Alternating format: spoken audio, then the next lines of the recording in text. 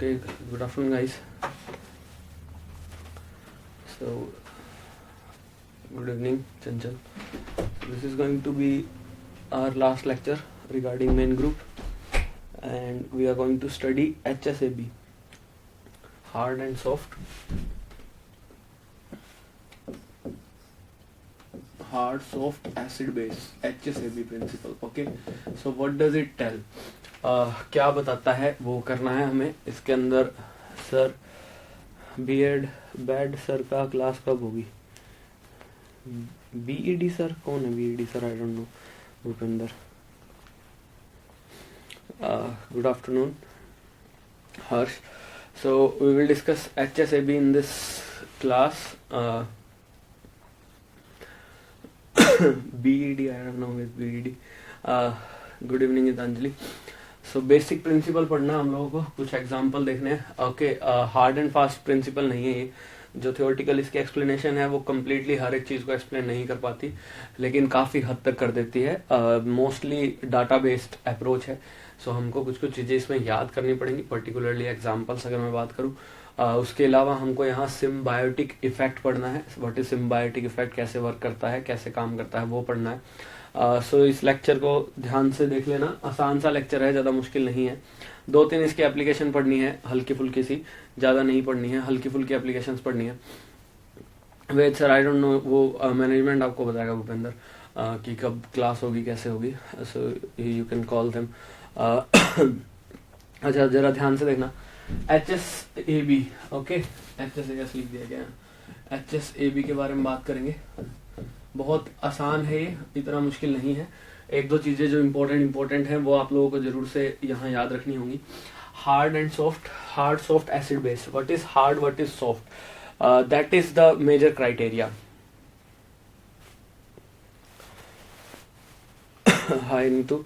That is the major criteria. What is hard, what is soft, वो हमें मालूम होना चाहिए और किस बेसिस पे डिफाइन किया जाता है. तो जरा देखना, जनरली एसिड्स जो होते हैं, हार्ड, कोई भी स्पीसी हो, हार्ड 2 प्रकार के स्पीसी हो सकते हैं, जिसकी एक कैटेगरी में हम रखेंगे एसिड को और दूसरी कैटेगरी में हम रखेंगे किसे, बेस को. सिमिलरली अगर मैं बात करता हूं सॉफ्ट सिस्टम की, so we again can have 2 type of system over here, soft acid as well as soft base, ठीक है. अब जरा ध्यान से देखना, हार्ड का मतलब क्या है, वो एसिड्स. हार्ड एसिड का मतलब क्या है, देखना जरा ध्यान से समझना. हार्ड एसिड का मतलब, ये आप लोगों को बहुत इजीली समझ में आ जाए क्योंकि हम लोगों ने एस ब्लॉक कर लिया है, फजान कर लिया है, तो इसको समझने में ज्यादा दिक्कत नहीं आएगी. तभी ठीक है.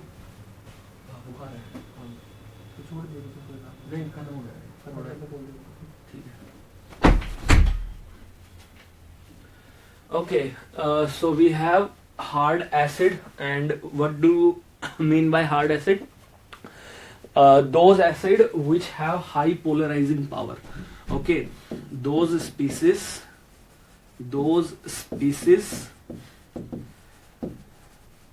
which have high polarizing power,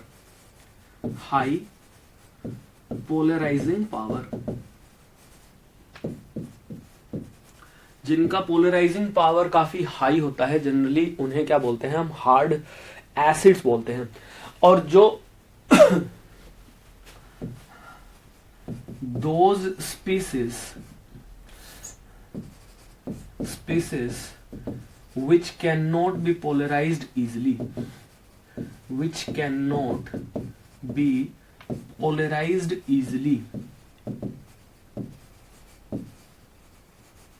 are known as hard base.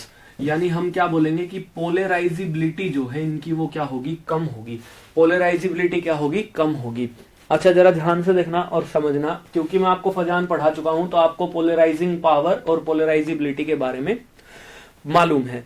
देखना जरा ध्यान से, जब मैं किसी भी स्पीसी की बात करता हूं, for example any positive charge carrying स्पीसी, कोई भी पॉजिटिव चार्ज कैरिंग स्पीसी जो जितना छोटा हो, देखना स्मॉल साइज का हो, स्मॉल साइज, जनरली कैटायन की बात करूंगा, स्मॉल साइज, और साथ ही साथ क्या देखने को मिलता है, हाई चार्ज. High charge. जितना ज्यादा पॉजिटिव चार्ज और जितना छोटा साइज होगा उस कैटायन के लिए हम क्या बोलते हैं कि इन दो प्रॉपर्टी की वजह से क्या बोलते हैं कि उसकी पोलराइजिंग पावर बहुत ज्यादा होती है। पोलराइजिंग पावर जो है वो बहुत ज्यादा होती है। Polarising power is high, power is high, काफी हाई पोलराइजिंग पावर मुझे देखने को मिलती है ऐसे स्पीसीज की। ओके, अब जरा ध्यान से देखना, ये बात मैंने आपको फैजान में भी बताई थी। और सिमिलरली एनायन के पार्ट में जब मैं एनायन की बात करता हूं, this is about cation, this is about what, this is cation, cation की बात की मैंने। अगर मैं यही सारी बातें एनायंस के बारे में लिखने जाऊं, एनायन के लिए मैं क्या बोलूंगा, एनायन के लिए आप लोगों को मालूम है अगर इसका साइज जो है वो स्मॉल होगा, साइज क्या होगा जी, स्मॉल होगा, और इस पे चार्ज कम होगा, लेस चार्ज, लेस क्या होगा, चार्ज होगा पर्टिकुलरली, तो हम इसे क्या बोलते थे कि ये इजीली पोलराइज नहीं हो सकता, यहां इजी पोलराइजेशन नहीं देखने को मिलती, क्या बोलते हैं, not easily polarised, not easily polarised, not easily polarised. ये बात मैं आप लोगों को पहले भी बता चुका हूं, ये बात मैं आप लोगों को पहले भी बता चुका हूं। छोटा सा साइज है, नेगेटिव चार्ज कम है, ज्यादा इंटरेक्शन नहीं है, ज्यादा इंटर इलेक्ट्रॉनिक रिपल्शन नहीं है, तो उस इलेक्ट्रॉनिक क्लाउड को डिस्टोर्ट करना बहुत ही ज्यादा सॉरी, उस इलेक्ट्रॉन क्लाउड को डिस्टोर्ट करना बहुत ही ज्यादा क्या होगा, मुश्किल होगा। अब जरा ध्यान से देखना, अगर यही एनायन जो है मेरे पास, ये एनायन कैसा देखने को मिले जी, ये देखने को मिले लार्ज साइज का, कैसा देखने को मिले, लार्ज साइज का, लार्ज साइज, और इस पे नेगेटिव चार्ज क्या हो, मोर हो, ज्यादा हो, मैग्नीट्यूड ऑफ नेगेटिव चार्ज ज्यादा हो, तो क्या बोलते हैं, इजीली पोलराइज हो जाएगा, इजीली पोलराइज हो जाएगा। पोलराइज होने का मतलब क्या कि इसका इलेक्ट्रॉन क्लाउड जैसे ही हम किसी भी कैटायन की प्रेजेंस देंगे, इसके आसपास कैटायन आएगा तो ये इलेक्ट्रॉन क्लाउड क्या होने लगेगा, लंपी होने लगेगा, अपनी डायरेक्शन चेंज करने लगेगा, डिस्टॉर्ट होने लगेगा, किसी एक तरफ झुकने लग जाएगा, पोलराइज हो जाएगा, नेगेटिव एंड एक तरफ क्रिएट हो जाएगा ज्यादा, और दूसरी तरफ कैसा चार्ज आने लगेगा, हल्का सा पॉजिटिव चार्ज आने लगेगा। ये बात हम फजान में पढ़ चुके हैं। नाउ जो डिस्टोर्ट हो जाए, जो डिस्टोर्ट हो जाए, चाहे वो कैटायन हो चाहे वो एनायन हो, अगर कैटायन भी बहुत बड़े साइज का होगा उसकी पोलराइजिंग पावर उतनी ज्यादा नहीं होगी, ये सारी बातें मैं आपको बता चुका हूं। जो इजीली डिस्टोर्ट हो जाए, मतलब अपना साइज रिटेन ना कर पाए, उसे क्या बोलता हूं कि उसकी शेप मेंटेन नहीं कर पाएगा, वो अपने आप को हार्ड नहीं रख पाएगा, उसका इलेक्ट्रॉन क्लाउड कैसा होगा, लंपी सा होगा, सॉफ्ट सा होगा, इजीली हम उसे डिस्टोर्ट कर पाएंगे, इजीली हम क्या कर पाएंगे, उसे डिस्टोर्ट कर पाएंगे। इतनी सी बात समझ में आई। यही बेसिक डेफिनेशन दी जाती है हार्ड एंड सॉफ्ट की। यानी अगर मैं बात करता हूं किसी भी हार्ड एसिड की, तो वो सब्सटेंसेस जिनकी पोलराइजिंग पावर बहुत ज्यादा हो उन्हें क्या बोलूंगा, हार्ड एसिड बोलूंगा। एसिड बेसिकली क्या है, एसिड किस किस टाइप के हो सकते हैं मेरे पास, जनरली जिनकी मैं बात करता हूं वो कैसे होते हैं, लुईस एसिड होते हैं, लुईस एसिड होते हैं। इसके अलावा एक और कैटेगरी हम जो पढ़ते हैं that is Bronsted acid, Bronsted acid पढ़ लेते हैं, या फिर हम आर्हीनियस एसिड पढ़ लेते हैं, आर्हीनियस एसिड पढ़ लेते हैं। आर्हीनियस और ब्रोंस्टेड तो जनरली एक ही डेफिनेशन देता है कि जो स्पीसी H पॉजिटिव अपने अंदर से लिबरेट कर पाए, निकाल पाए, H पॉजिटिव लिबरेशन कर पाए, वो क्या होगा जी, that is going to be Bronsted acid. ठीक है, और इन्हीं के लिए एक और कंसेप्ट हम लोग पढ़ते हैं जिसे क्या बोलते हैं, conjugated acid base, conjugated acid base, acid base system, base system, conjugated acid base system हम यहां पढ़ते हैं। जरा ध्यान से देखना, ध्यान से देखना और समझना, बस HSAB में ये बात समझ में आई तो सारा खेल खत्म। Now Bronsted acid, Lewis acid, इसका ध्यान से समझना। लुईस एसिड में H पॉजिटिव डोनेशन का खेल नहीं है, ये लोन पेयर को एक्सेप्ट कर सकते हैं, एक्सेप्ट कर सकते हैं लोन पेयर को, तो इसीलिए हम इन्हें क्या बोलते हैं, लुईस एसिड बोलते हैं।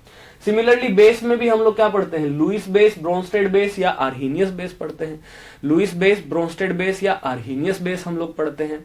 और उसी के बेसिस पे सेम ऑलमोस्ट आप लोगों को मैं उम्मीद करता हूं डेफिनेशन पता हो, नहीं पता है तो बता देता हूं। लुईस बेस क्या होंगे, जो लोन पेयर डोनेट कर पाए। आर्हीनियस क्या होंगे जी, जो जो कि क्या कर पाए, OH नेगेटिव दे पाए, और ब्रोंस्टेड क्या होंगे, जो H पॉजिटिव को ले पाए। बेसिक सा यही छोटा सा डेफिनेशन हम लोगों को देखने को मिलता है, हमें डेफिनेशन में जाने की कोई खास जरूरत नहीं है। Hard and soft acid base का कंसेप्ट क्या है? हार्ड एंड सॉफ्ट ये बहुत बता देता है कि कोई भी स्पीसी हार्ड है या सॉफ्ट है, बस। और उसके बाद एक प्रिंसिपल देता है कि अगर इंटरेक्शन हार्ड हार्ड के बीच में है, हार्ड हार्ड इंटरेक्शन है, या फिर मैं क्या कहूं, सॉफ्ट सॉफ्ट इंटरेक्शन है, तो इन इंटरेक्शन से बनने वाला स्पीसी क्या होगा, वो मोर स्टेबल होगा, ज्यादा स्टेबल होगा, ज्यादा जल्दी बनेगा। और अगर जो इंटरेक्शन उल्टा है, यानी कैसा देखने को मिले, हार्ड सॉफ्ट या फिर सॉफ्ट हार्ड इंटरेक्शन देखने को मिले, तो हम क्या बोलते हैं, तो हम बोलते हैं कि ऐसा स्पीसी कैसा होगा जी, लेस स्टेबल होगा, बहुत कम स्टेबल होगा, और जनरली ऐसी इंटरेक्शन देखने को कम मिलती है या नहीं मिलती है, ना के बराबर मिलती है। समझते जाओ बस बातों को, ठीक है। ये जो हार्ड एंड सॉफ्ट एसिड का कंसेप्ट है, जनरली किस पे एप्लीकेबल करते हैं, कि ये कैटेगराइज किसे करता है, ये कैटेगराइज करता है आयंस को, या फिर मैं कहूं किसे करता है जी, लुईस एसिड लुईस बेस को। और आयंस का मतलब क्या है, कि ये जो हमारे पास conjugate acid and conjugate acid base system है, इनमें जो आयंस बनेंगे, यानी H पॉजिटिव के निकलने या H पॉजिटिव के एडिशन होने के बाद जो आयन सिस्टम मुझे मिलेगा, उनको कैटेगराइज करता है कि ये हार्ड है या ये सॉफ्ट है, उनकी कैटेगराइजेशन ये मुझे देता है। इतनी बात समझ में आई तो फटाफट मुझे बता दीजिए, फिर मैं अगले कंसेप्ट की तरफ चलता हूं और कुछ एग्जांपल्स आपसे डिस्कस करूंगा। तो चैट नहीं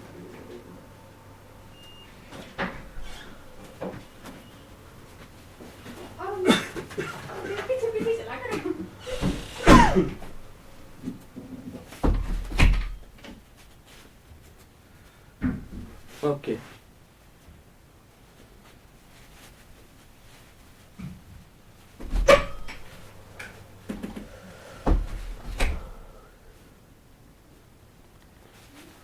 सर, अभी मेल्टिंग और बॉइलिंग पॉइंट भी बाकी है, वो हो जाएगा आपका, डोंट वरी, वो हो जाएगा।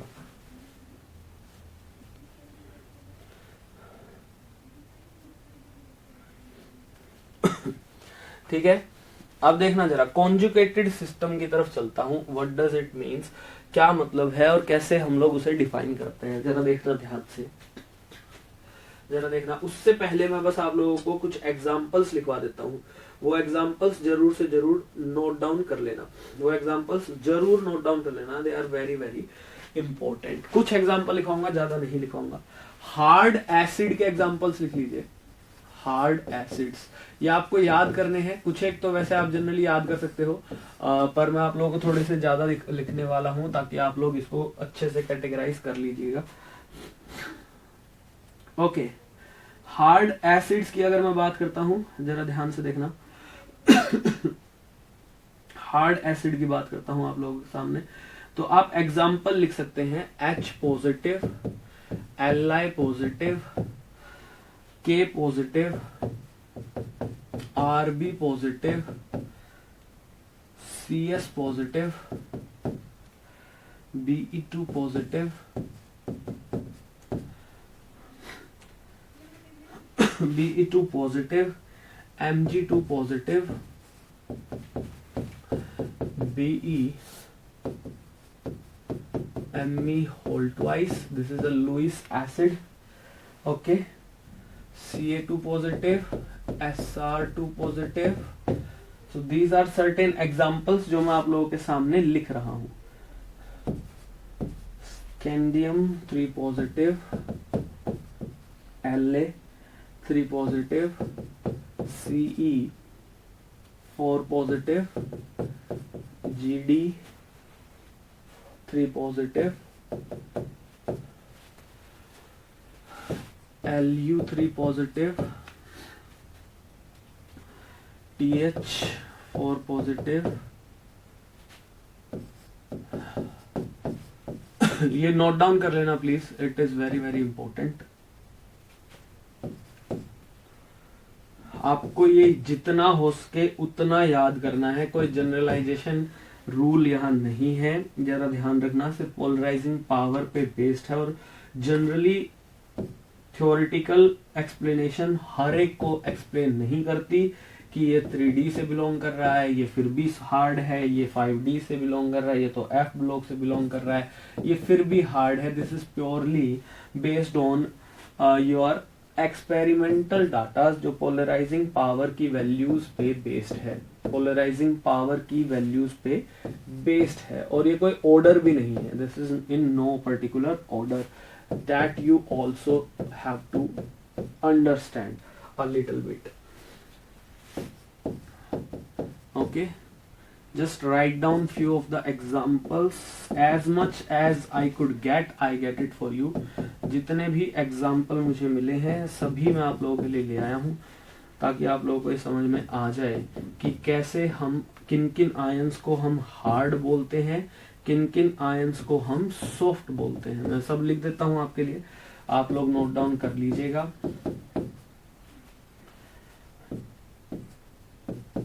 Okay, so there is going to be a lot of examples from this one. BF3, now this is very important, BF3 and BCl3 are considered to be hard acid. Now remember, we have to just note down the order, means just the examples over here, then I will explain you each and every single thing that is happening down with this। Okay,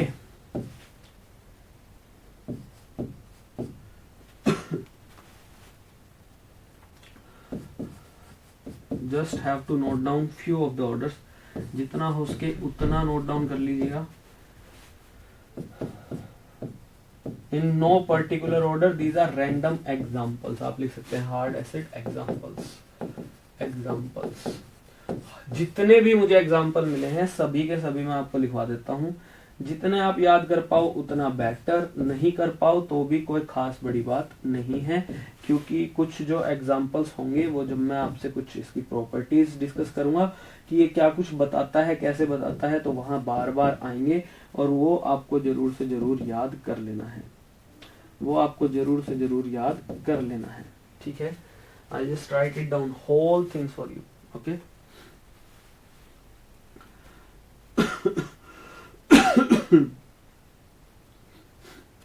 okay,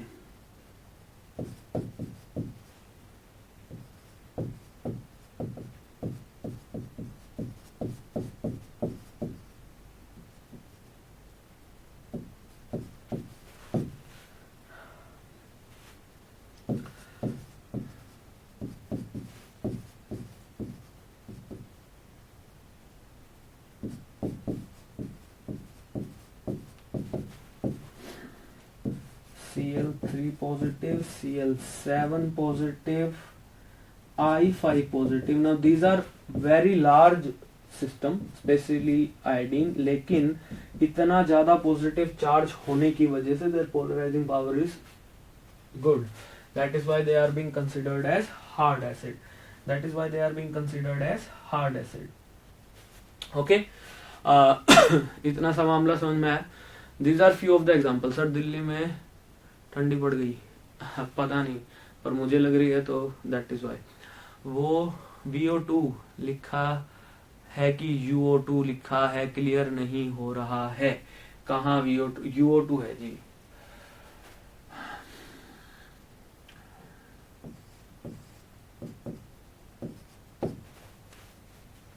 अब ठीक है, अब ठीक है, I guess समझ में आ गया होगा अब तो। Okay, so you can note it down and then I will give you some example of hard base as well, some example of hard base as well।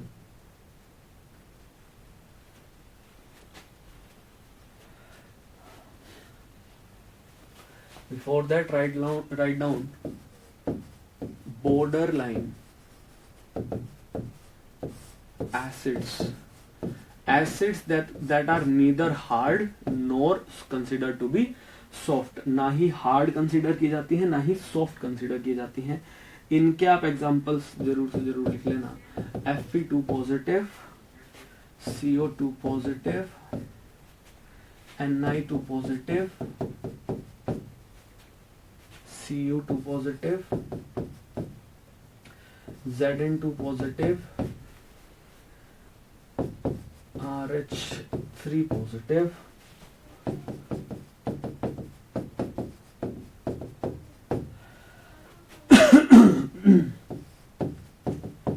These are neither hard nor soft, ना तो ये hard है और ना ही ये soft है, ना तो ये हार्ड है और ना ही ये सॉफ्ट है।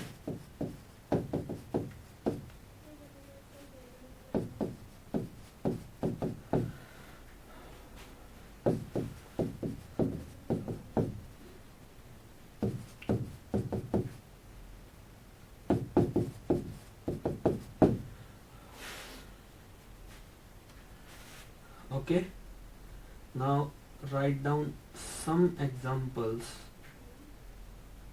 of soft acid.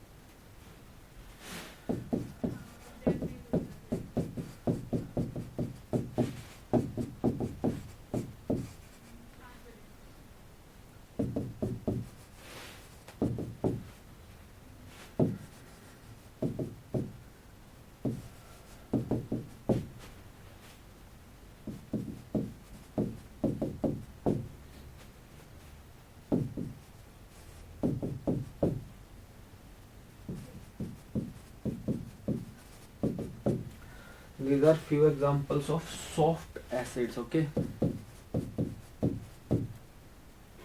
just note it down. सिर्फ नोट डाउन करने का खेल है अभी तो थोड़ा सा, और उसके बाद हम लोग कुछ कंसेप्ट की तरफ चलेंगे जो बस आपको इनको सम अप कर देगा और समझने और याद करने में थोड़ी सी आसानी करेगा।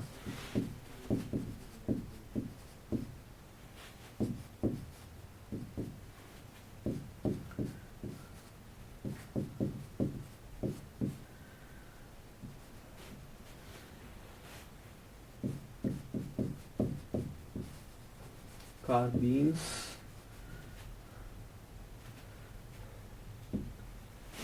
you can also write it as some of the pi acceptor ligands.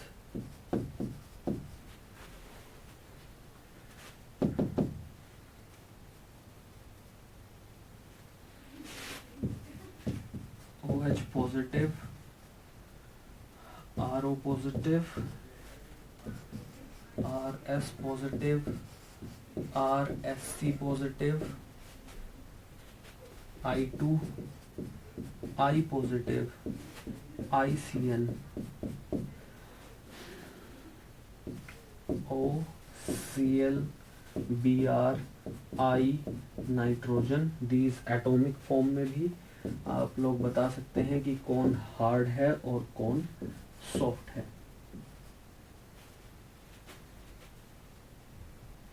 Okay,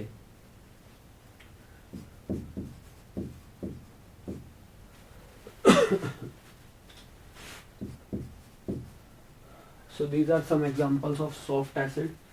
Note them down and then we will move on to base. Just note it down and then we will move on to soft acid, soft base, hard base and borderline base.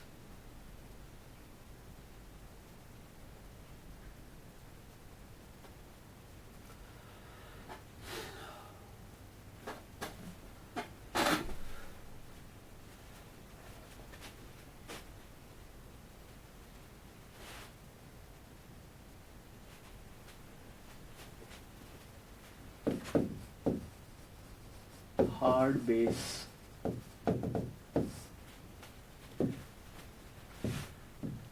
Hard base means small size bases generally considered to be hard, जो कि easily polarize ना हो सके. Few of the well-known examples, NH3 is one of them, RNH twice another one, N2H4,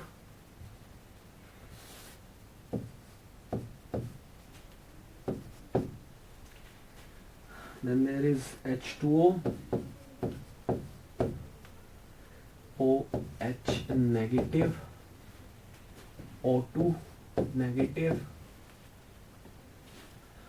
ROH. Now remember, this categorize H2O as a hard base, but you know कि अगर pure form में water है, so that is generally neutral, that is neither acidic nor basic. So you need to remember one more thing, और वो आप लोगों को मैं लिखवा भी दूंगा, वैसे आप लोग नोट डाउन कर सकते हो, that it does not tell about the strength of acid or base. Acid कौन कितना acidic है, कितना basic है, उसके बारे में ये कुछ भी बताता नहीं है. It does not tell us about the strength of acid and base. ना तो ये acid की strength के बारे में बात कोई करता है, ना ही ये base की strength के बारे में कोई बात करता है. इनके बारे में कुछ भी नहीं बताता है. It tells nothing about it. It tells nothing about it. Do remember that. अगर आप hard and soft के concept से ये देखोगे कि sir you have categorized it as a base, then why not acid? As a base आपने इसे categorize किया, why not acid? So I can tell you that on a simple basis कि acid और base की जो categorization ये करता है, that is purely on the basis कि अगर किसी species पे lone pair present है और कोई vacant orbital नहीं है तो उसे किसकी कैटेगरी में रखेगा? उसे बेस की कैटेगरी में रखेगा. और अगर किसी स्पीसी पे वेकेंट ऑर्बिटल है और लोन पेयर नहीं है तो उसे एसिड की कैटेगरी में रखता है. ये जरूर से जरूर याद कर लेना. ये ना तो आपको ये बताता है कि कौन कितना स्ट्रॉन्ग एसिड है, कौन कितना स्ट्रॉन्ग बेस है, उसके बारे में कुछ भी नहीं बताता है ये कंसेप्ट. कौन even it does not tell कि whether it is neutral, whether it is acidic, whether it is basic or something like that. It does not tell that. Okay. So borderline base you can write C6H5NH2. That is a borderline base. Another one is going to be C5H5N, N3 negative, N2, NO2 negative, SO3 2 negative, Br negative. If any species can even accept a single electron or a pair of electron, it will classify it as a acid. If there is lone pair and it cannot accept a electron, it will classify it as a base. Does not necessarily classify anything regarding their strength. It does not tell whether it is a strong acid or a strong base.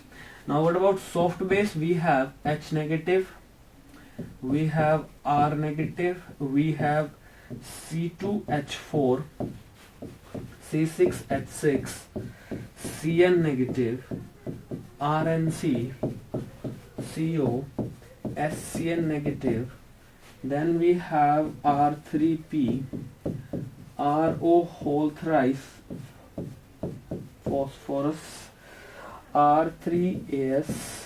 These are some of the example of soft base. S2O3 2 negative, and then we also have I negative, okay, R2S, RSH and RS negative. So these are few of the examples that you really need to note it down. Okay, ठीक है. हाँ जी, दोनों triplet singlet दोनों.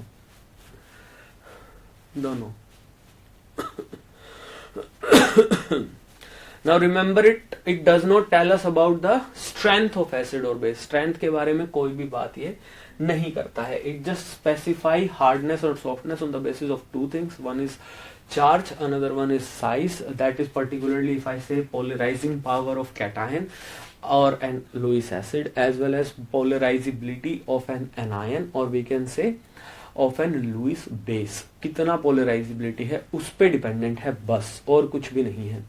Important thing जो ये बताता है कि कोई भी मॉलिक्यूल या कोई भी कॉम्प्लेक्स या कोई भी कंपाउंड कितना स्टेबल है, that depends upon one factor, that is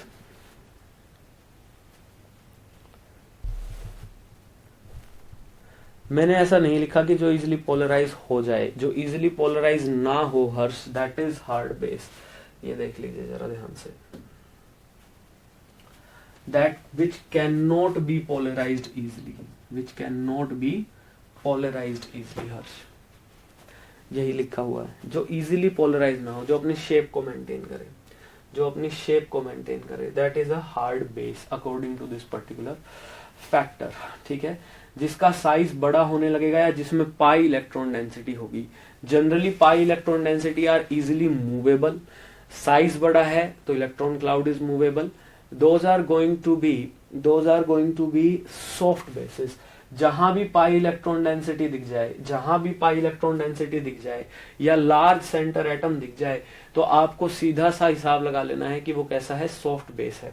कैसा बेस है जी, सॉफ्ट बेस है. अब जरा ध्यान रखना, जहां चार्ज और साइज देखना, पाई इलेक्ट्रॉन डेंसिटी आपको कई जगह और भी मिल सकती है. जनरली आपको कहां पर्टिकुलरली, एक पर्टिकुलर एग्जांपल जो है that is CH3CO negative.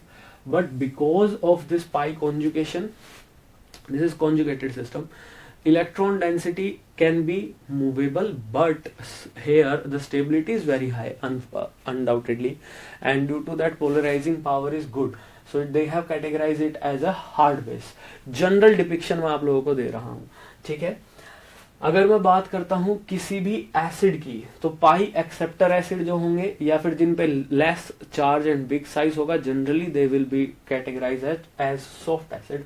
Small जितने भी आयंस हैं, जनरली ग्रुप 1 ग्रुप 2 के आयंस की आप बात कर लीजिए, या 3D सीरीज की आप बात कर लीजिए, या फिर 4F सीरीज की आप बात कर लीजिए, in their highest oxidation state are generally going to be hard acid, group 1 group 2 period number 3 के एलिमेंट, 3D सीरीज पूरा.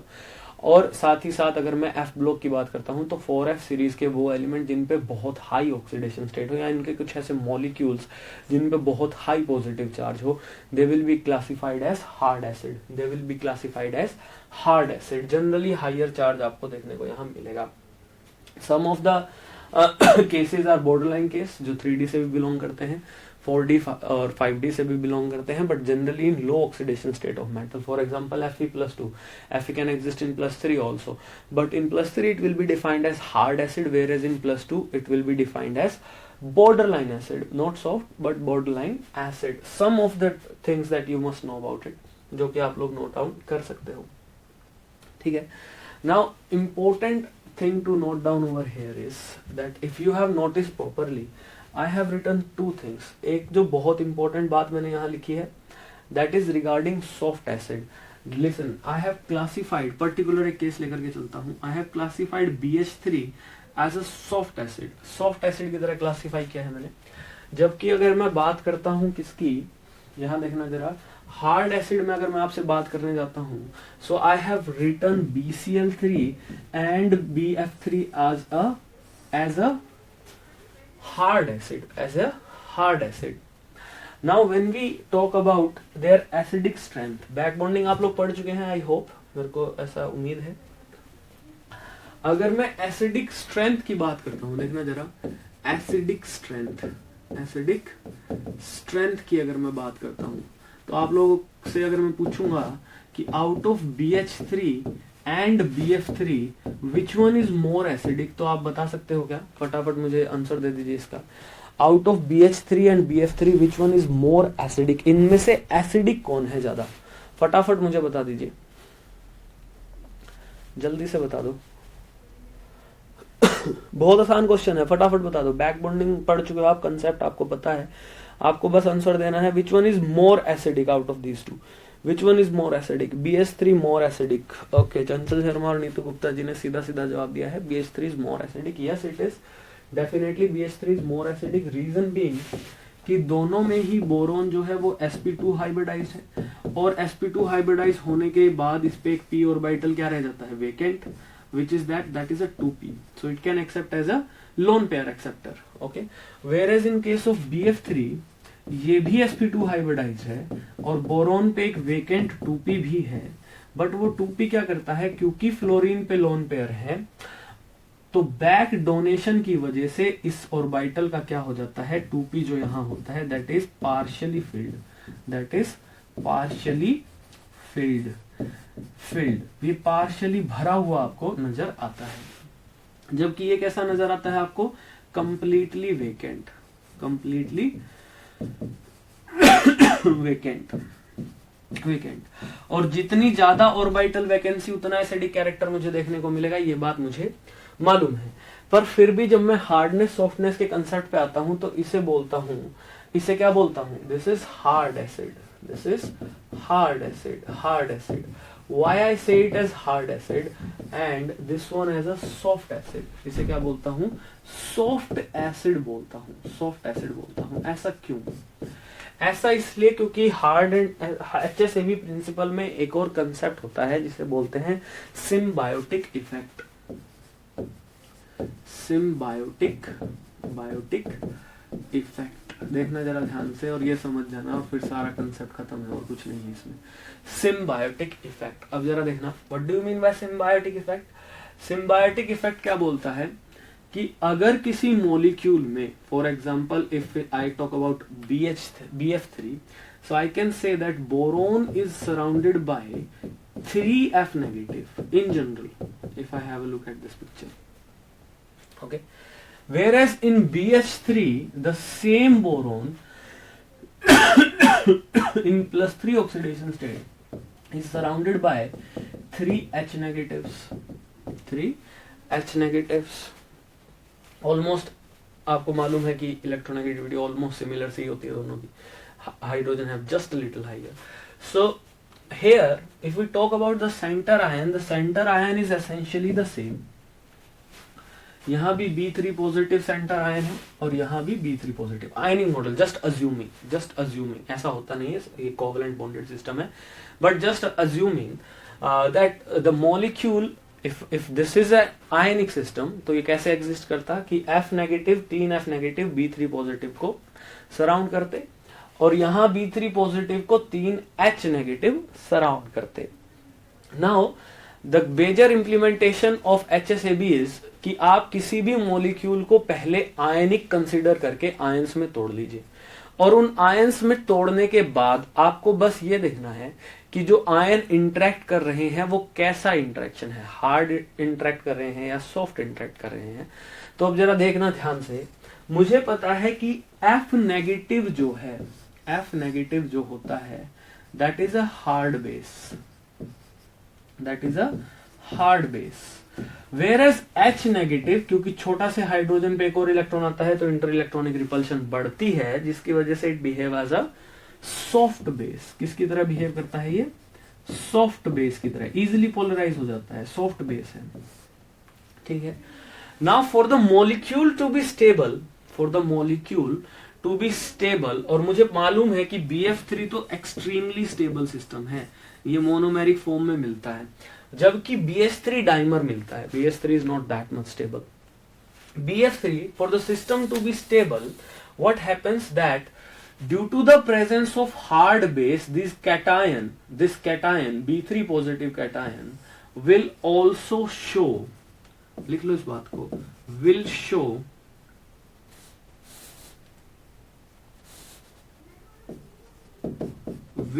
show hard behavior। कैसा बिहेवियर देगा, हार्ड बिहेवियर देगा। कैसा बिहेवियर देगा, हार्ड बिहेवियर देगा। कब, in presence of hard base, in presence of hard base. Similarly when the same cation is surrounded by soft base anion, same cation जब soft base anion surround करता है, just a second, TV पे notification आया कुछ, 10 second दिखा।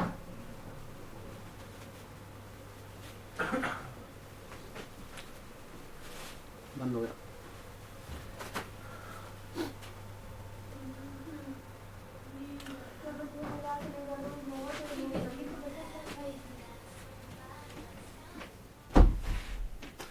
When the same cation is surrounded by soft base, this will show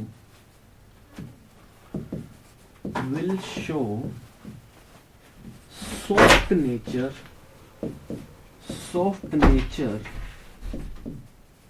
in presence of a soft base. In presence of a soft base. Soft base की presence में कैसा same cation कैसा behave करेगा? As an soft behave करेगा, soft acid की तरह behave करेगा। जबकि सेम कैटायन जब हार्ड बेस की प्रेजेंस में होगा तो एज ए हार्ड एसिड ये क्या करेगा? बिहेव करेगा। इस इफेक्ट को बोलते हैं सिम्बायोटिक इफेक्ट। मतलब एक ही cation is same, you can see that same cation showing different nature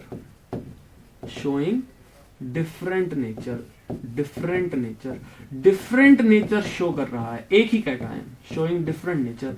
So in presence of what is the counter ion, we will see the nature of this particular cation changing. इसी cation का nature क्या देखेंगे हम? Change होता हुआ देखेंगे same cation का। और इसे क्या बोलते हैं? इसे बोला जाता है सिम्बायोटिक इफेक्ट। क्या बोलते हैं इसे?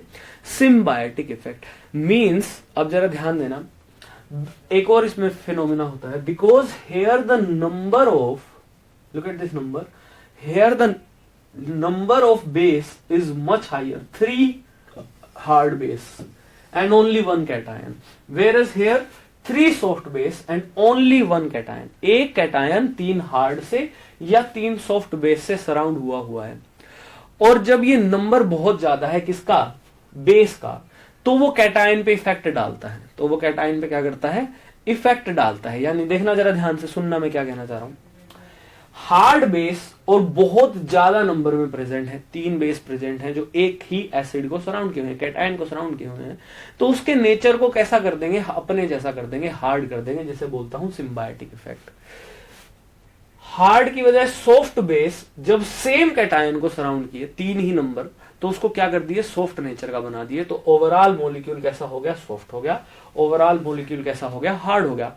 लेकिन अगर बेस का नंबर चेंज कर देता, मतलब सिर्फ एक बी और एक एफ की बात करता, सिर्फ एक बी और एक एफ की बात करता। अब जरा ध्यान से देखना, बोरोन एटम छोटा सा एटम है, +3 ऑक्सीडेशन स्टेट में, it should be hard in nature. So अगर मैं सिर्फ एक B3 और एक F नेगेटिव की इंटरेक्शन देखता तो हार्ड इंटरेक्शन देखने को मिलती। सिर्फ एक B3 और एक H नेगेटिव की इंटरेक्शन देखने जाता तो हार्ड सॉफ्ट इंटरेक्शन देखने को मिलती।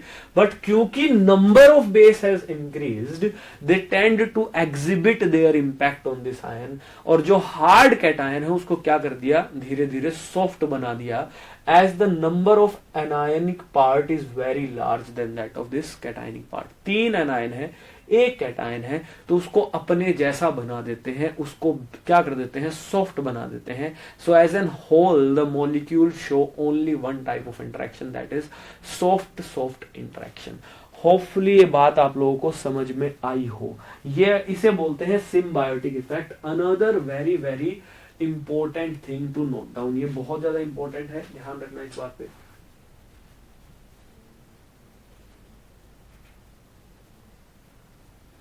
समझ में आया इतना? इतनी सी बात समझ में आई?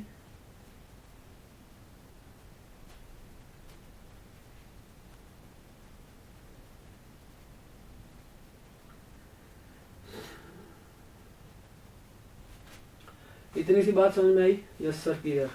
This is known as symbiotic effect. This is known as what? This is known as symbiotic effect. क्या बोलते हैं इसे? सिम्बायोटिक इफेक्ट इसे हम बोलते हैं।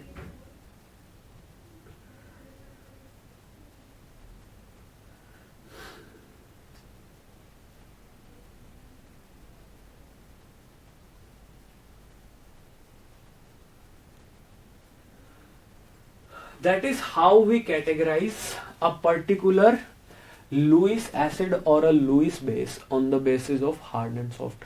इसी बेस पे हम बताते हैं हार्ड या सॉफ्ट. It never tell. एक बार समरी करा दो इस इफेक्ट का प्लीज. करा दूंगा, एक बार खत्म तो कर लें.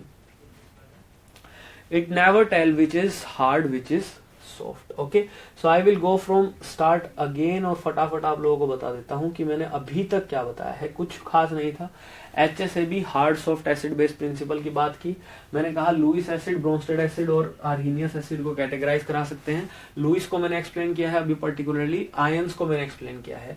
तो ये क्या बोलता है, लुईस एसिड या लुईस बेस को हार्ड सॉफ्ट कैटेगरी में रख सकता हूं या आयंस को रख सकता हूं, या किसे रख सकता हूं, आयंस को रख सकता हूं. अब जरा ध्यान से देखना, हार्ड एसिड कौन, जो इजीली पोलराइज कर दे किसी को, जिसपे चार्ज ज्यादा हो, साइज छोटा हो.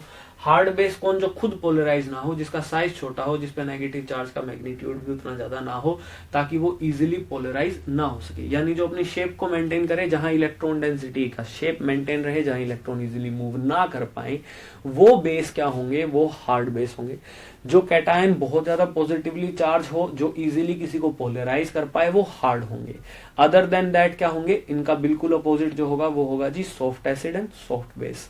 जितना बड़ा कैटायन, जितनी कम पोलराइजिंग पावर, उतना सॉफ्ट. जितना बड़ा एनायन, जितनी ज्यादा इलेक्ट्रॉन डेंसिटी, जितनी ज्यादा पाई इलेक्ट्रॉन डेंसिटी, उतना सॉफ्ट. उसी के बेसिस पे मैंने आप लोगों को कुछ एग्जांपल्स दिए जहां मैंने आयंस को और लुईस एसिड, लुईस बेस को कैटेगराइज किया एज एन हार्ड एसिड और as an soft acid. Hard acid और सॉफ्ट एसिड के बेसिस पे मैंने इनको क्या किया, कैटेगराइज किया. अलग अलग आप लोगों को एग्जांपल लिखवाए. Then we move on to the latter half, जिसमें हम लोगों ने क्या बात की थी कि सिम्बायोटिक इफेक्ट जो है वो कैसे डिफाइन करता है. एक इंपॉर्टेंट चीज और जो मैंने बताई वो क्या, कि हार्ड और सॉफ्ट का कंसेप्ट कभी भी एसिडिक स्ट्रेंथ के बारे में कुछ भी नहीं बताता है, ना ही बेसिक स्ट्रेंथ के बारे में बताता है, ना एसिड की बेसिसिटी के बारे में बताएगा, ना बेस की एसिडिटी के बारे में बताएगा. कुछ भी नहीं बताता, बस ये हार्ड है या नहीं ये बताएगा, और कौन सा मॉलिक्यूल स्टेबल है. मॉलिक्यूल कौन स्टेबल होगा, जहां हार्ड हार्ड इंटरेक्शन होगी वो स्टेबल, जहां सॉफ्ट सॉफ्ट होगी वो भी स्टेबल. बट अगर half hard soft means acid hard base soft, या एसिड सॉफ्ट बेस हार्ड, ऐसी जब इंटरेक्शन होंगी तो वो क्या होंगे, अनस्टेबल होंगे. दे विल बी अनस्टेबल. ये बेसिक कंसेप्ट हम लोगों ने पढ़ा है. लुईस एसिड को कैसे डिफाइन करता हूं, सिम्बायोटिक इफेक्ट से करता हूं. सेम कैटायन डिफरेंट एनायंस की प्रेजेंस में डिफरेंट नेचर शो करता है, इसे सिम्बायोटिक इफेक्ट बोलते हैं. BF3 हार्ड क्यों है, क्योंकि एक B3 पॉजिटिव को 3 F नेगेटिव ने घेर रखा है.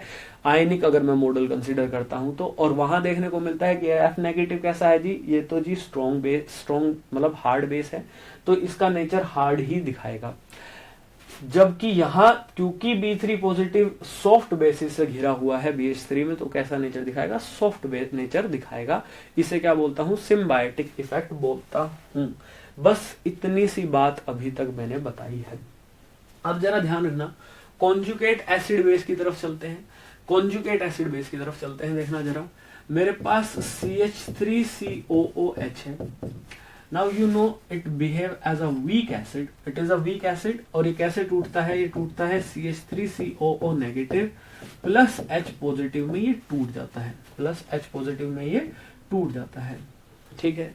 Now if somebody ask you whether this molecule is stable or not, तो आप कैसे बताओगे, stability of a molecule. Stability यहां बहुत ज्यादा काम आता है आपका हार्ड एंड सॉफ्ट का कंसेप्ट. देखना जरा, जिस भी काउंटर आयन में, देखना this is a acid, this is particularly acid. ये क्या है, एसिड है, एसिड है. एसिड ने क्या दिया है, एसिड ने क्या दिया है जी हमें, एसिड ने हमें एक H पॉजिटिव आयन दिया है, जो इटसेल्फ एसिड कैटेगराइज करते हैं हम. देखना, और जो काउंटर आयन बच गया H नेगेटिव के निकलने के बाद, उसे क्या बोलता हूं, इस एसिड का कॉन्जुगेट बेस. क्या बोलता हूं जी, इसे conjugate base of this acid. इसे क्या बोलता हूं, देखना, H पॉजिटिव निकलने के बाद जो आयन बच गया उसे कॉन्जुगेट बेस बोलता हूं. ठीक है. और इस H पॉजिटिव को क्या बोलते हैं, इसे हम बोलते हैं कॉन्जुगेट एसिड. क्या बोलते हैं जी, इसे conjugate acid. Now, if this conjugate base and conjugate acid, basically these are ions, are both hard or either both soft, सो इनकी कॉम्बिनेशन से जो एसिड बनेगी वो कैसी होगी, स्टेबल होगी, अदरवाइज वो स्टेबल नहीं होगी, अदरवाइज वो स्टेबल नहीं होगी। सर लुईस एसिड और लुईस बेस को ही क्यों कैटेगराइज करते हैं, ब्रोंस्टेड को क्यों नहीं कर रहे, कर तो रहे हैं जी, उस पे आ तो रहा हूं, मैंने बोला तो अभी वो बताया नहीं, बताऊंगा, कर तो रहे हैं।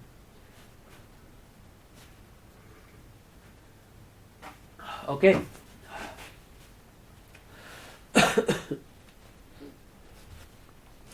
बिकॉज ये आयंस और एस लुईस के लिए दिया गया है, आयंस को कैटेगराइज कर सकते हैं, आयंस को, नॉट कंप्लीट मॉलिक्यूल, मॉलिक्यूल की स्टेबिलिटी हम बता पाएंगे इजीली। अब जरा देखना ध्यान से, now as this conjugate acid and conjugate base, देखना अगर ये दोनों के दोनों, देखना यहां लिख देता हूं, if conjugate acid and conjugate base, ठीक है, both are hard or soft, then molecule will be stable,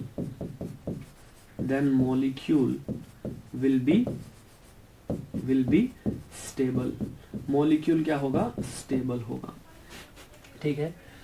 if either conjugate acid or conjugate base is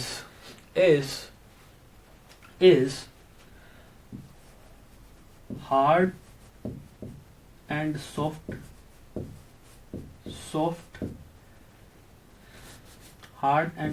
respectively, or soft and hard respectively,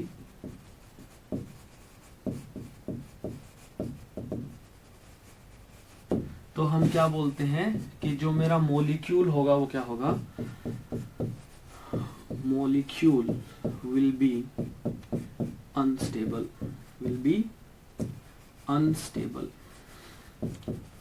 according to HSAB, according to HSAB.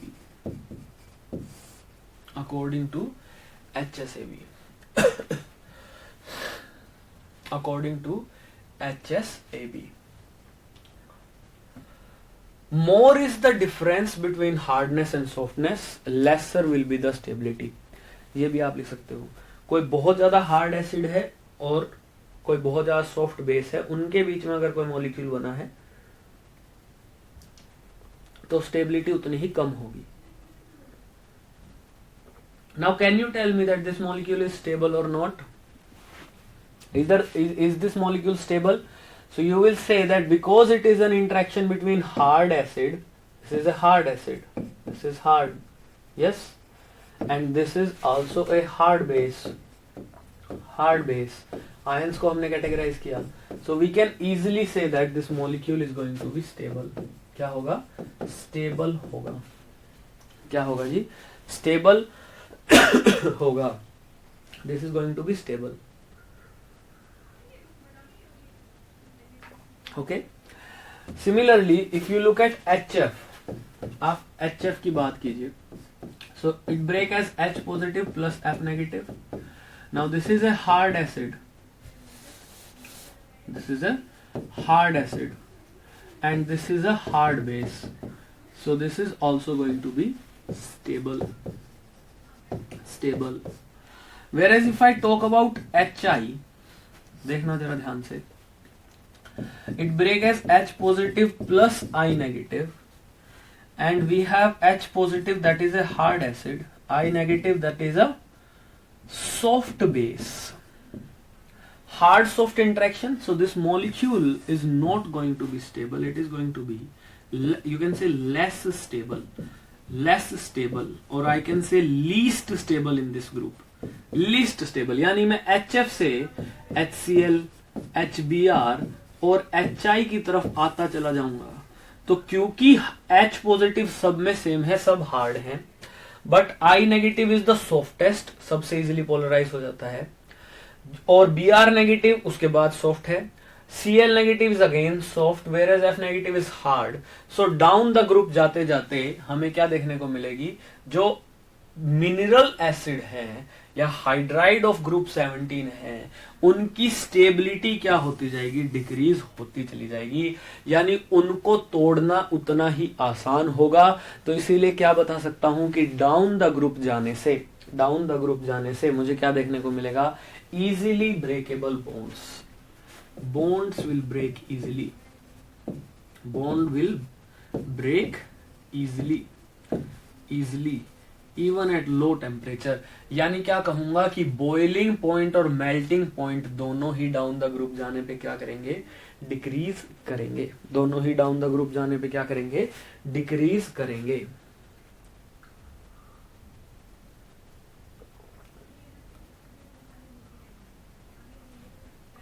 दोनों ही down the group जाने पे क्या करेंगे, decrease करेंगे। क्या melting point की बात कर लीजिए आप, और you can talk about boiling point, both will decrease down the group. सभी के सभी क्या करेंगे जी, डिक्रीज करेंगे डाउन द ग्रुप जाने पे। यानी एक और चीज इंपॉर्टेंट बात दूसरी इंपॉर्टेंट बात क्या, बॉन्ड इजीली ब्रेक हो जाएंगे, यानी बहुत जल्दी टूट जाएंगे। तो सबसे फास्टेस्ट H पॉजिटिव को लिबरेट करेगा, बहुत थोड़े से टेम्परेचर पे H पॉजिटिव दे देगा। Fastest liberation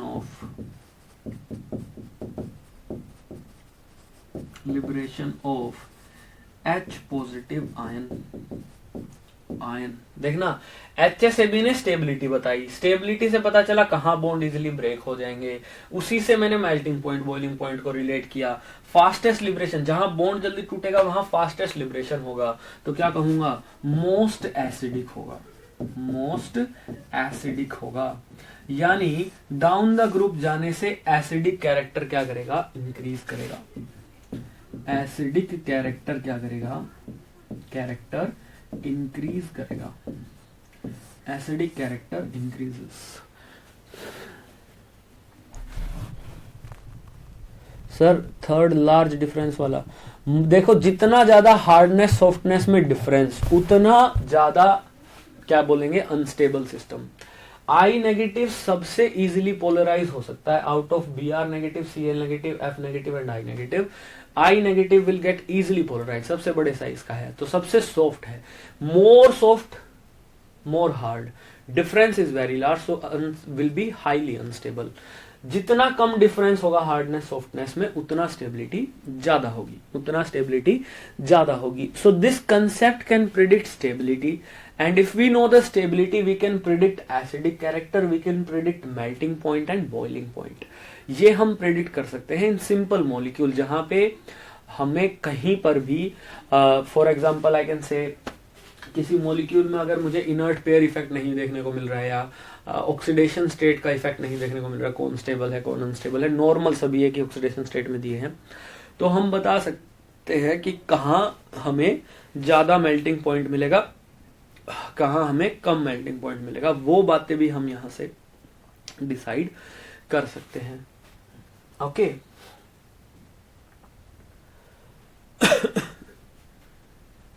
is it clear, इतनी बात समझ में आई, इतनी सी बात समझ में आई। Can you tell that now.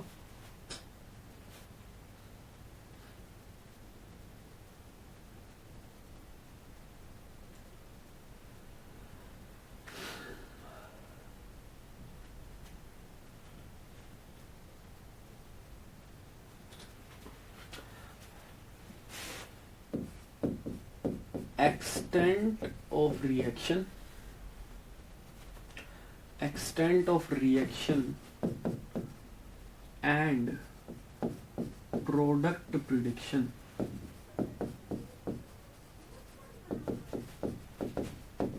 on the basis of HSAB principle, on the basis of HSAB principle। Okay Divya ji को क्लियर है, गीतांजलि जी को क्लियर है, और नीतू जी को क्लियर है। बाकी मुझे लग रहा है कि क्लियर लोगों को नहीं है, अगर नहीं है तो बता दो। सर ऑर्डर कैसे पता चलेगा कि कौन कितना हार्ड कितना सॉफ्ट। अरे नीतू जी आपने फजान वाली क्लास देखी थी क्या, वहाँ लिखवा तो रखा है पोलराइजेशन का, पोलराइजिंग पावर का ऑर्डर, वहां से पता चलता है हल्का फुल्का। Okay, extent of reaction and product prediction on the basis of HSAB. Now this principle is also good for predicting, एक तो stability हम predict कर सकते हैं, दूसरा हम लोग extent of reaction भी predict कर सकते हैं। देखना जरा ध्यान से, और प्रोडक्ट का फॉर्मेशन भी कर सकते हैं। पहला एग्जांपल लेता हूं, we have BF3 and if we reacted with F negative, now BF3 is a hard acid और F नेगेटिव क्या है, हार्ड बेस है, हार्ड बेस। सो हार्ड का अगर रिएक्शन है, जिसे कॉम्प्लेक्सेशन रिएक्शन भी बोलते हैं, we also say it as a complexation reaction. तो अगर ये रिएक्शन हो रहा है, acid base reaction, complexation reaction basically अगर हो रहा है, तो क्या देखने को मिलता है कि there will be formation of BF4 negative and this reaction will proceed in forward direction, proceeds in forward direction. Why we say that? ऐसा क्यों बोलते हैं कि फॉरवर्ड में प्रोसीड किया? क्योंकि जो स्पीसी बना है that is from the interaction of hard acid hard base and that species is going to be somewhat stable. कैसा बनेगा, स्टेबल बनेगा। और किसी भी रिएक्शन की जनरल सी रिक्वायरमेंट होती है कि जो प्रोडक्ट बने वो कैसा बने, स्टेबल प्रोडक्ट बने, और अगर स्टेबल बन रहा है तो फॉरवर्ड रिएक्शन जाएगा, फॉरवर्ड रिएक्शन होगा। Similarly if I react BH3 with H negative, this is again going to be a soft acid and soft base reaction, soft interaction है। So again जो प्रोडक्ट बनेगा that is going to be quite stable according to this principle, ये थोड़ा बहुत stable होगा इस principal के हिसाब से। तो क्या बोलूंगा कि रिएक्शन कहाँ प्रोसीड करेगी, अगेन फॉरवर्ड डायरेक्शन में प्रोसीड करेगी। But if I react BH3 with F negative, I will say that there will be no product formation, no product. Why? Because this reaction is basically an interaction between soft acid and a hard base, and due to this interaction जो भी product बनेगा वो कैसा बनता, unstable बनता, और unstable product बनना chemistry के लिए फिजिबल नहीं है, फिजिबल रिएक्शन नहीं होती। तो हम क्या बोलते कि ये सॉफ्ट हार्ड इंटरेक्शन है, तो प्रोडक्ट फॉर्मेशन देखने को नहीं मिलता है। और you can also say that जब BF3 को H नेगेटिव से इंटरेक्ट कराता हूं तो भी क्या देखने को मिलता है, नो प्रोडक्ट फॉर्मेशन, यहां भी कोई प्रोडक्ट फॉर्मेशन देखने को नहीं मिलता। Now important thing to note down that HSAB principle is just not applicable to inorganic chemistry, this is highly applicable for organic reactions also. हम लोग जब देखते हैं कि किस सेंटर पे अटैक हो रहा है, तो सेंटर का हार्डनेस और सॉफ्टनेस भी हम देख सकते हैं कि अगर कोई भी कैटायन है, उस पर ज्यादा चार्ज है, तो उस पर कौन न्यूक्लियोफाइल अटैक करेगा, या कौन न्यूक्लियोफिलिक तो नहीं कह सकता मैं, जब बेस की अटैक देखते हैं, SN1CB रिएक्शन हो गया, बेस असर्टेड कोई रिएक्शन हो गया जिसमें बेस का यूज हो for the mechanism to start और for the reaction to start. So generally अगर हम हार्ड बेस लेते हैं तो hard means more positive charge cation के साथ उसका इंटरेक्शन देखने को मिलता है। ये आपको थ्रू आउट द केमिस्ट्री देखने को मिलेगा, ऑर्गेनिक में भी इनऑर्गेनिक में भी, जहां भी आप इसको स्टडी करोगे।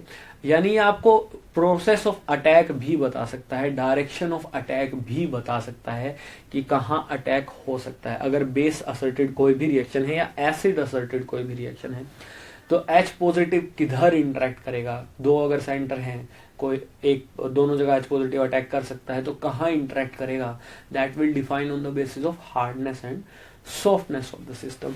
डू रिमेम्बर दैट ऑल्सो, ठीक है। ऑर्गेनिक में डिटेल में नहीं जाऊंगा, इतना कोई नहीं, तो ये यही बहुत बड़ा हो जाएगा मामला। मैं बस आपको एक बता रहा हूँ कि काफी जगह एप्लीकेबल है ये, काफी जगह एप्लीकेबल है ये ठीक है।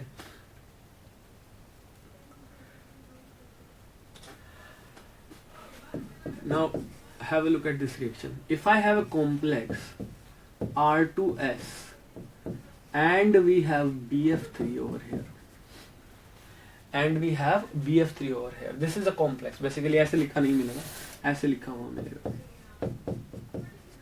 सल्फर ने इलेक्ट्रॉन डोनेट किए हैं बोरोन पे।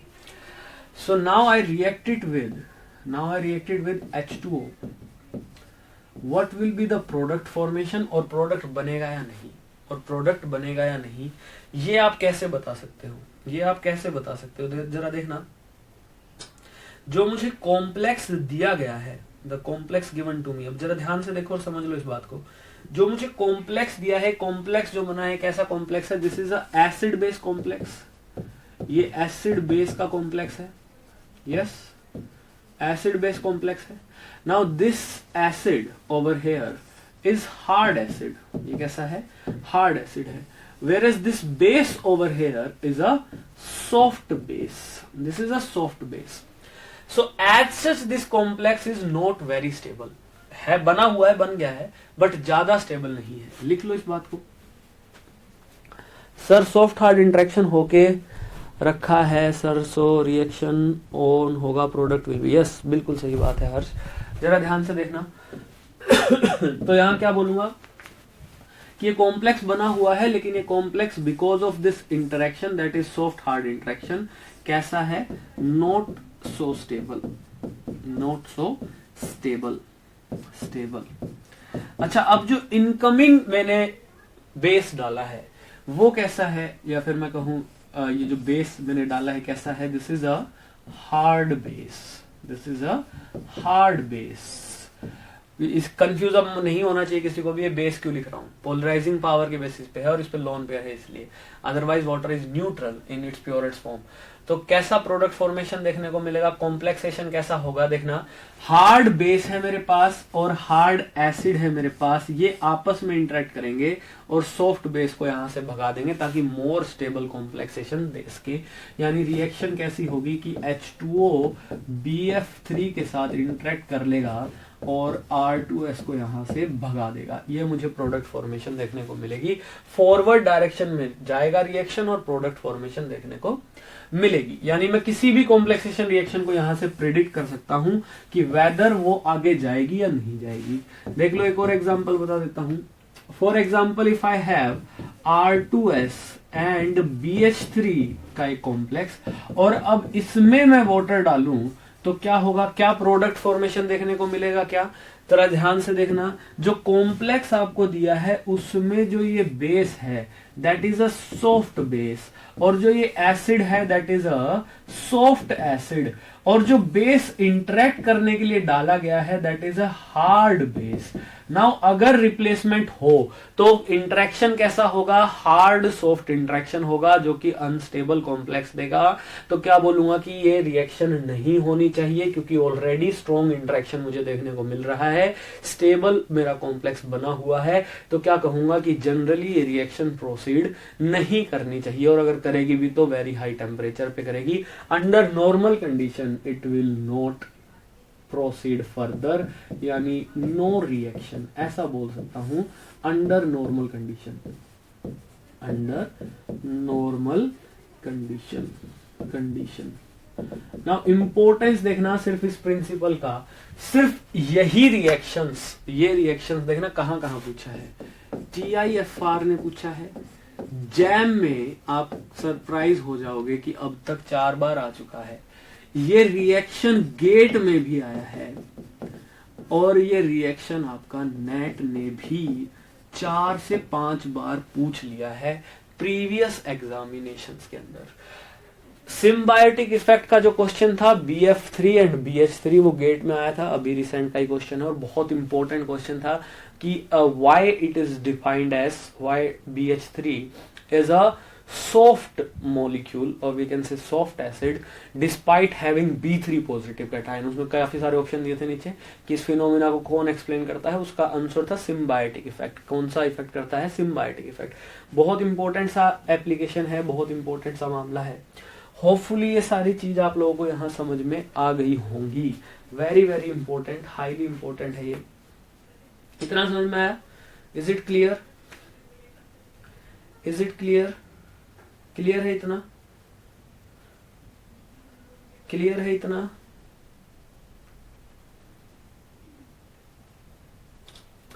क्लियर है क्या इतना? Now this hard soft concept also find application in coordination chemistry. Coordination में हम लोग लिगेंड और मेटल का कॉम्प्लेक्सेशन जब स्टडी करते हैं तो वहां भी हम बात करते हैं कि कौन सा कॉम्प्लेक्स ज्यादा स्टेबल है, उसे हार्ड सॉफ्ट से भी बता सकता हूं।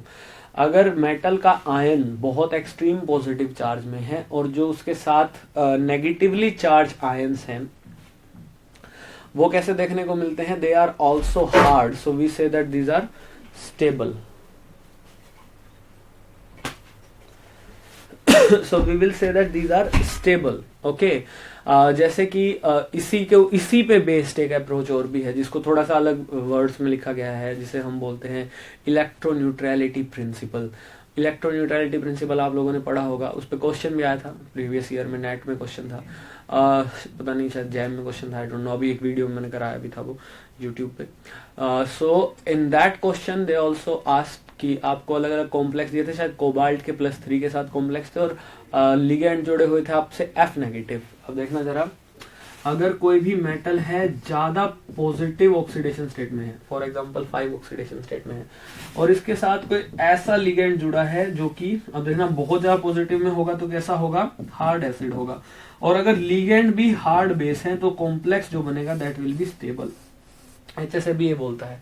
अच्छा, इसी को दूसरे अप्रोच में लीन पोलिंग्स ने एक्सप्लेन क्या किया था, इलेक्ट्रोन्यूट्रलिटी प्रिंसिपल कहा था, और कहा था कि एक कॉम्प्लेक्स में, एक मॉलिक्यूल में जितने भी एटम इन्वॉल्व हैं सब पे जब फॉर्मल चार्ज कैलकुलेट करने जाओ तो वो 0 के आसपास आने चाहिए, ऐसा स्ट्रक्चर ज्यादा स्टेबल होगा। उन्होंने एग्जांपल क्या लिया था, बेसिक एग्जांपल HCN और CNH का लिया था। बस ये आउटलुक दे रहा हूँ, उसको ज्यादा एक्सप्लेन नहीं करूंगा क्योंकि कोऑर्डिनेशन का मामला हो जाएगा।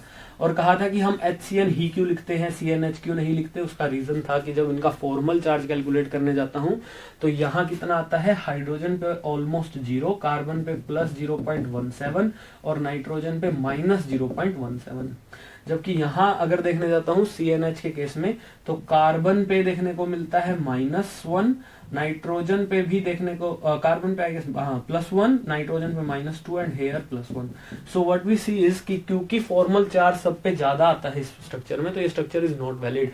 इलेक्ट्रोन्यूट्रलिटी बोलता है कि मॉलिक्यूल भी न्यूट्रल हो और एटम्स पे लीस्ट टू लीस्ट चार्ज आए, फॉर्मल चार्ज आए बस वो। और वो बेस्ड किस पे है, वो बेसिकली इसी कंसेप्ट पे हल्का फुल्का बेस्ड है, हल्का फुल्का सा बेस, बल्कि वो पहले आया था, हालांकि मैं कह सकता हूँ ये उस कंसेप्ट पे बेस्ड है, ठीक है। So this is it regarding HSAB जो हम लोगों को पढ़ना था। HSAB के बारे में यही था वो मामला।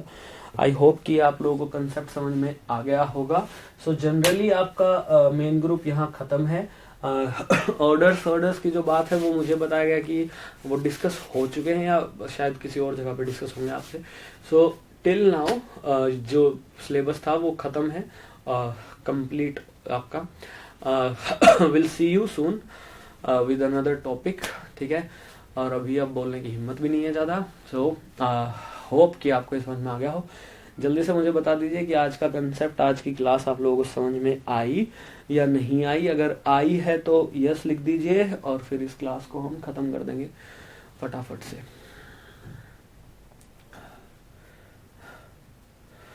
वो होगा आपका, या तो वो हो चुका है या होगा, मुझे ऐसा ही बताया गया है कि वो कहीं और होगा शायद में भी।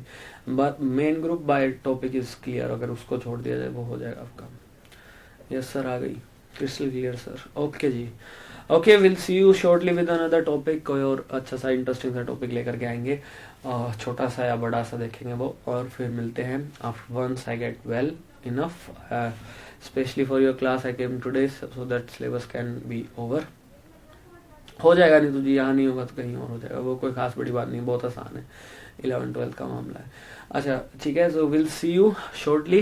तैयारी कीजिए आप लोग, जो नेट वाले हैं वो तो जरूर से जरूर कीजिए, नेट वालों के तो खैर सिलेबस में भी नहीं है वो, तो will see you very soon with another topic. Thank you for joining the class.